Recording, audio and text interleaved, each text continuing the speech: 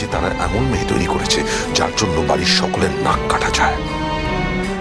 বৌমা একটু চা করো তো।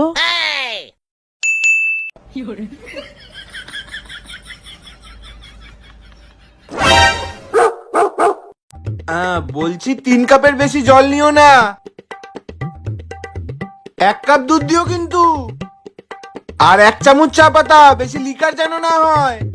বলছি 2 চামচ চিনি দিও। না আসলে তুমি তো চায় চিনি খাও না, তাই বলে দিচ্ছি। আমি একটু আসছি। কি গো, চা হয়ে গেছে? এই তো বসিয়েছি তো।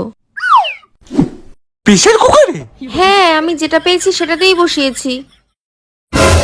এই গ্যাসটা জ্বালাবে না? তুমি আমাকে জ্বালাতে বলেছিলে নাকি? আরে গ্যাস জ্বালানোর কথাটাও আমাকে বলে দিতে হবে? আজকে মা বৌমার হাতে প্রেসার কুকার